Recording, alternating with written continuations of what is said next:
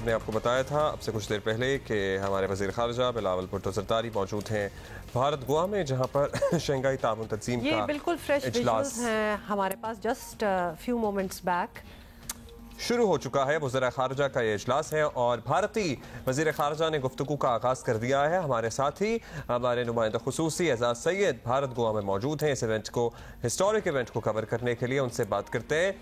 जी, आज के दिन क्या क्या होने वाला है? कौन कौन से वज़ीर ख़ारजा हैं जो आज खिताब करेंगे, या तमाम लोग ही आज खिताब करेंगे? क्या मसरूफियत है, क्या स्केड्यूल है एजाज? जी अब्दुल्ला, आज जो आगाज़ है वो भारत के वज़ीर ख़ारजा जयशंकर कर रहे हैं और आप देख सकते हैं कि जयशंकर मेरे बिल्कुल बैक पे आपको नज़र आ रहे हैं। जयशंकर खिताब भी कर रहे हैं। इसके बाद एससीओ के दीगर वज़ीर ख़ारजा वो बात करेंगे, बिलावल भुट्टो ज़रदारी भी बात करेंगे, लेकिन उनका जो खिताब है दीगर अराकीन का वो लाइव नहीं होगा। इसके बाद जो एजेंडा है जुलाई के महीने में भारत में ही एक कॉन्फ्रेंस हो रही है जिसमें एससीओ के तमाम सरबराहान मुमलिकत को बुलाया जाएगा, इनवाइट किया जाएगा भारत के वज़ीर आज़म नरेंद्र मोदी की तरफ से। तो उस इजलास के लिए, यानी कि जुलाई के महीने में जो सरबराहों का इजलास होना है एससीओ के, उसका एजेंडा फाइनल करना है इन वज़ीर ख़ारजा ने जो कि आज यहाँ पर गोवा में इकट्ठे हुए हुए। तो बेसिक एजेंडा ये है और तो कोई ये की जा रही है 12 साढ़े 12 बजे तक 1 बजे तक ये एजेंडा मुकम्मल कर लिया जाए। एजाज, आपसे हम जानना चाहेंगे क्या बिलावल साहब का भी आज ही है खिताब स्केड्यूल, जो ये ज़रा दोबारा से क्लियर कर दीजिएगा? बाकियों के खिताब बराह रास्त नहीं होंगे, वो रिकॉर्ड करके क्या फिर उसको देख कर नशर किए जाएंगे? ऐसी भी कोई बात है? जी अब्दुल्ला, जो ओपनिंग सेरेमनी है और उसमें रवायत ये होती है कि जो एससीओ का मेज़बान होता है उसका खिताब होता है जिसको टेलीकास्ट किया जाता है। बाकी जो अरकान है उनके खिताब जो अभी तक हमें कम्युनिकेट किया गया है उनको टेलीकास्ट नहीं किया जाएगा, लेकिन तमाम मालिक अपने अपने मीडिया को वो उसकी तफसीलात जारी करेंगे। तो कोई ये की जा रही है कि पाकिस्तान की वज़ारत ख़ारजा और पाकिस्तान का जो हाई कमीशन है यहाँ पर भारत में, वो इस सारा जो प्रोसीडिंग है, पर्टिकुलरली जो बिलावल भुट्टो ज़रदारी का खिताब है उसकी तफसीलात पाकिस्तानी मीडिया से शेयर करेंगे और बाकी मीडिया से भी शेयर करेंगे जो हम रिले करेंगे पाकिस्तान को। अच्छा एजाज, हमने विजुअल्स भी देखे, फुटेज देखी बिलावल भुट्टो ज़रदारी की इनफॉर्मल सी meeting with the Russian counterpart. तो कोई ऐसी भी बात है कि इंडियन वज़ीर ख़ारजा जयशंकर से भी इनफॉर्मल मीटिंग हो, लेकिन 1-on-1 होने का कोई इम्कान आपको लग रहा है या बिल्कुल ऐसा कुछ सेटिंग नहीं है? हुमा, गुज़िश्ता रात एक इनफॉर्मल मीटिंग हुई है, दोनों वज़ीर ख़ारजा ने शेक हैंड किया है। और आपको मैं बताऊं कि एक बैकग्राउंड है दोनों वज़ीर ख़ारजा का, बिलावल का और जयशंकर का, कि दोनों के दरमियान यूएन में एक हॉट एक्सचेंज हो चुकी है। भारत के वज़ीर ख़ारजा ने एक स्टेटमेंट दिया था जिसे काउंटर किया था पाकिस्तान के प्राइम मिनिस्टर, पाकिस्तान के वज़ीर ख़ारजा बिलावल भुट्टो ने, और पाकिस्तान के वज़ीर ख़ारजा ने भारत के प्राइम मिनिस्टर को तनकीद का निशाना बनाया था। और उसके बाद बड़ी सद हो रही थी। और उसके बाद जब हम यहाँ पर भारत में आए, गोवा में आए, तो हम भी ये सुन रहे थे चैटर कि पता नहीं भारतीय वज़ीर ख़ारजा पाकिस्तान के वज़ीर ख़ारजा से मिलेंगे भी या नहीं मिलेंगे, क्योंकि पॉलिटिकली उनके ऊपर भी बड़ा प्रेशर है। लेकिन हमने देखा और हमें बताया गया कि जो रात को जयशंकर साहब ने एससीओ ममालिक के जो वज़ीर ख़ारजा है उनके लिए एक डिनर का एहतमाम किया था। उस डिनर में बिलावल पहुंचे और उन्होंने दोनों के दरमियान ना सिर्फ मुसाफा हुआ, दोनों ने ना सिर्फ शेक हैंड किया बल्कि ग्रीटिंग्स भी एक्सचेंज करी। अच्छा, अब जुलाई में आपको पता है जो इजलास होना है, सरबराह इजलास, उसका एजेंडा सेट किया जाएगा इस इजलास में। तो उस इजलास में क्या होपफुली वजीर आजम, लेट्स सी कौन होता है, अब असेंबलियां टूटने ना टूटने की बातें भी तो होती रहती है ना। जुलाई में अगर वजीर आजम शहबाज शरीफ होते हैं तो उनका जाना कंफर्म है या this all has yet to be decided?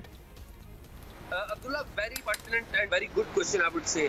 अभी तक पाकिस्तान ने डिसाइड नहीं किया कि शहबाज शरीफ जाएंगे, क्योंकि आपको पता है कि पाकिस्तान और भारत के जो मामलात हैं उस पर बड़ी कंसिडरेशन की जाती है।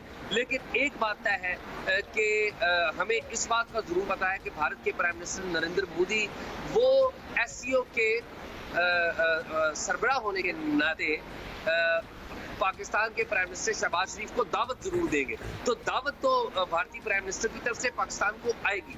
अब शहबाज शरीफ उस दावत पे भारत जाते हैं या नहीं जाते, ये टाइम बताएगा। लेकिन मोस्ट लाइकली ये है कि शायद पाकिस्तान में अगर पॉलिटिकल अपहीवल कोई ना हुआ, पॉलिटिकल क्राइसिस कोई बहुत ज्यादा ना हुआ, तो कोई ये की आ रही है कि पाकिस्तान सोच समझ कर फैसला करेगा और शायद एससीओ को अटेंड करे। अच्छा एजाज, ये भी बताइएगा क्योंकि कल से जब हम बिलावल भुट्टो वहाँ गए हैं और पल पल की हमें खबर भी मिल रही थी, वो खुद भी बड़े फोकस्ड हैं और अपनी वीडियोस लगाते रहते हैं। तासुर ऐसे मिल रहा था इवन फ्रॉम इंटरनेशनल मीडिया के वो बड़ी स्टार अट्रैक्शन है बिलावल, और अटेंशन जो है from the rest of the dignitaries वो हट गई है, and it's almost as if के बिलावल का आना और उनकी वेयर अबाउट्स, ऑब्वियसली उनकी जो एक्टिविटीज हैं उस पर ज्यादा नजर है। 12 साल बाद दौरा भी हो रहा है, ऑफ कोर्स 12 साल बाद भी ये दौरा है किसी पाकिस्तानी डिग्नेटरी का। तो बताइएगा ऐसा ही है, क्योंकि हम ये सुन रहे हैं और पढ़ भी रहे हैं। पहली बात तो ये है कि ये जो 12 साल वाली बात है, ये मुख्तलिफ मीडिया के स्टेशन से आ रही है, ये बात दुरुस्त नहीं है। पाकिस्तान के जो आखिरी वजीर खारजा हैं वो 2016 में आए थे, वो advisor to the prime minister थे with the full status of minister, foreign minister, वो थे सरताज अजीज, वो 2016 में आए थे। तो ये कहना कि 12 साल बाद आए, ये बात दुरुस्त नहीं है। 2016 के बाद पाकिस्तान का कोई भी वजीर खारजा पहली दफा भारत आया है, ये एक बड़ी डेवलपमेंट है। यहाँ पर बिलावल भुट्टो जरदारी तमाम जो मीडिया है उसकी तवज्जो का मरकज बने हुए हैं। उसकी बड़ी बुनियादी वजह है कि पाकिस्तान और भारत की एक तो बैकग्राउंड है, लेकिन पाकिस्तानी वजीर खारजा बिलावल भुट्टो जरदारी की भी एक बैकग्राउंड है। आपको पता है जयशंकर का मैंने हवाला आपको पहले दिया कि किस तरह उन दोनों के दरमियान, भारत के वजीर खारजा और पाकिस्तान के वजीर खारजा के दरमियान एक थॉट एक्सचेंज हुई। एक तो ये बैकग्राउंड है, फिर एक खास एनवायरनमेंट है डिप्लोमेटिक, लेकिन इससे पहले भी दो और बैकग्राउंड। बेनजीर भुट्टो साहिबा जब प्राइम मिनिस्टर थी, उन्होंने भारत के प्राइम मिनिस्टर राजीव गांधी को इनवाइट किया था। भारत के बहुत सारे ऐसे लोग हैं जिनके बेनजीर भुट्टो साहिबा जब पढ़ती थी ऑक्सफोर्ड में, उनके साथ बड़ी दोस्ती थी, कलीग्स थे, फेलो स्टूडेंट्स थे। भारत के पास जो प्रोमिनेंट जर्नलिस्ट हैं वो बेनजीर साहिबा के साथ पढ़ते रहे हैं, उनके साथ बल्कि उनकी शादी में करण थापर आए थे। फिर बेनजीर से पीछे अगर आप चले जाइए तो जो बेनजीर के वालिद थे और बिलावल के जो नाना थे जुल्फकार भुट्टो, उनका भी भारत के साथ जो एंगेजमेंट है, आपको पता है कि 1971 में जो कैदी थे पाकिस्तान के, उन्हें छुड़ाने में फिर एग्रीमेंट किया गया भारत के साथ। So there is a family legacy. और बिलावल ना सिर्फ भारत जब गए तो जाहिर है उसको जो लोग वहाँ मौजूद होते हैं उसको मद्देनजर रखते हैं, बल्कि बिलावल एक्चुअली जहाँ भी जाते हैं तो अपनी वालिदा की जो उनकी एसोसिएशन है उससे ज़रूर पहचाने जाते हैं एट द सेम टाइम। अच्छा एजाज, हम लास्टली आपसे जानना चाहेंगे कि हमने तो जाहिर है और there is no denying the fact कि हमने बहुत बॉलीवुड फिल्में देखी हैं और उसमें लोग अक्सर गोवा जाते हैं वेकेशंस मनाने के लिए, और हम यही देखते हैं कि भाई बीचेस इतने खूबसूरत हैं और साफ सुथरे हैं। तो पीछे तो अभी हमारे आपके टेंट ही नज़र आ रहे हैं, लेकिन आपका इत्तेफाक हुआ इन बीचेस को देखने का। How is it like? क्योंकि पाकिस्तानियों को वीज़ा भी नहीं मिलता ना गोवा का। मैं अब्दुल्ला आपको बात बताऊं, अगर आपने बीचेस की बात की है, अगर आप चाहते हैं कि मैं अभी आपको लाइव दिखाऊं तो मैं अभी भी दिखा सकता हूँ। ये बिल्कुल सामने बीच है मेरे। हाँ प्लीज दिखाएं। हाँ दिखा दें प्लीज। मैं लिबर्टी लेता हूँ और दिखा देता हूँ। मैं साथ साथ बताना चाहूँ कि जो बीचेस बॉलीवुड की फिल्मों में दिखाए जाते हैं वो हकीकत यह है कि खूबसूरत दिखाए जाते हैं, और हकीकत में भी नेचर के बहुत करीब है, बहुत खूबसूरत बीचेस हैं। बहुत यहाँ पर जो लोग हैं वो बड़े मिलनसार हैं। यहाँ पर जो गोवा है उसकी खूबसूरती ये है कि यहाँ पर कैश्यू, जिसे काजू कहते हैं, काजू यहाँ पर उगता है और काजू से मुख्तलिफ खाने बनाए जाते हैं। शाम की जो लाइफ है वो बड़ी दिलचस्प होती है। लोग बीचेस पे आते हैं, हल्ला गुल्ला करते हैं। वो बीचेस पे आके ना सिर्फ हल्ला गुल्ला करते हैं बल्कि हल्ला गुल्ला के साथ साथ वो यहाँ पर एंजॉय करते हैं, म्यूजिक को एंजॉय करते हैं। यहाँ पर शाम का खाना फूड जो है वो बीच के ऊपर अक्सर लोग जो वेकेशंस करने आते हैं। जो ताज होटल है जहाँ पे ये सारा मीटिंग हो रही है वो भी बीच के ऊपर है। और ये एजाज हमें बड़ा अच्छी तरह ये विजुअल नजर आ गए हैं and it's a pretty stunning place जिस तरह के हमने देखा भी है। सो एंजॉय योर सेल्फ, क्योंकि हमें ये भी लग रहा है हमारी ये चीज़ जो है ना ये वायरल हो जाएगी आउट ऑफ कॉन्टेक्स्ट जो अक्सर हो जाती होती है।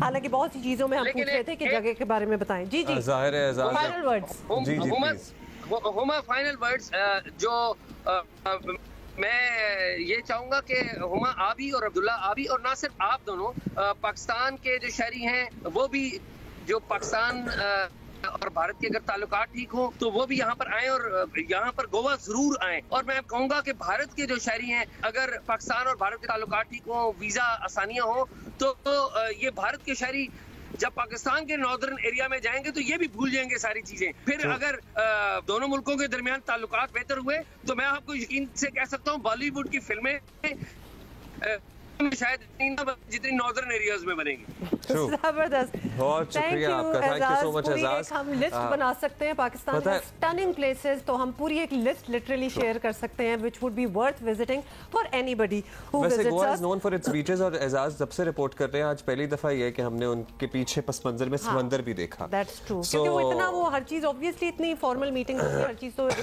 क्लोज्ड एनवायरनमेंट्स में होती है, but this was a nice